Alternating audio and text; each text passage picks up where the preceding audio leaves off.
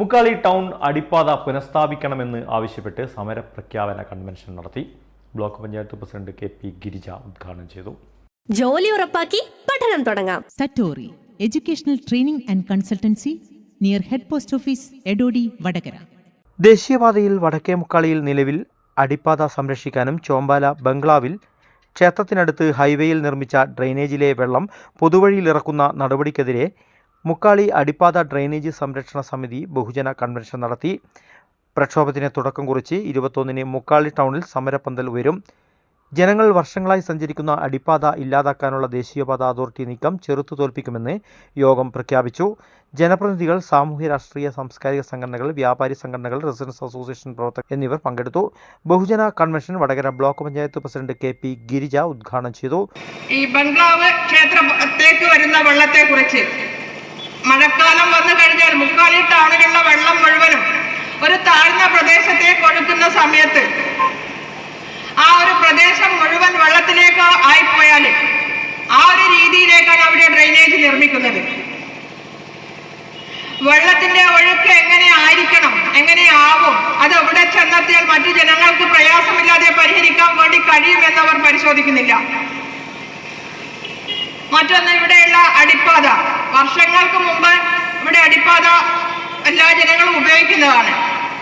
ആ അടിപ്പാതയിൽ വീണ്ടും ജനങ്ങൾക്ക് യാത്രാ സൗകര്യം ഉണ്ടാക്കുന്ന രീതിയിലേക്കുള്ള ഒരു നിർമ്മാണ പ്രവൃത്തി ഏറ്റെടുക്കുന്നതിന് വേണ്ടിയിട്ട് ആരും കമ്പനിക്ക് കഴിഞ്ഞിട്ടില്ല. എന്തായാലും മുക്കാലിക്കാരുടെ ആവശ്യങ്ങൾ നിറവേറ്റുന്നതുവരെ, ആവശ്യങ്ങൾ അംഗീകരിക്കുന്നതുവരെ ഈ ഒരു സമരവുമായിട്ട് മുന്നോട്ട് പോകുന്നതിന് വേണ്ടി തന്നെയാണ് ബഹുജന കമ്മിറ്റി തീരുമാനമാക്കിയിട്ടുള്ളത്.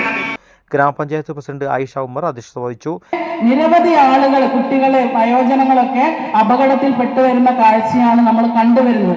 അങ്ങനെയുള്ള ആ ഒരു സംഭവത്തിൽ ഈ ഒരു അടിപ്പാത മുമ്പ് എങ്ങനെയാണോ ഉണ്ടായിട്ടുള്ളത് ആ ഒരു രീതിയിൽ ചെറിയ ചെറിയ വാഹനങ്ങളും ജനങ്ങൾക്ക് പോകാനുമുള്ള ഒരു സൗകര്യം ഒരുക്കി തരുന്നതിന് വേണ്ടിയിട്ട് എവിടെയൊക്കെ ഇടപെടലുകൾ നടത്തിയാലാണ് നമുക്ക് ഈ വഴിയെ സംരക്ഷിക്കാൻ കഴിയുക.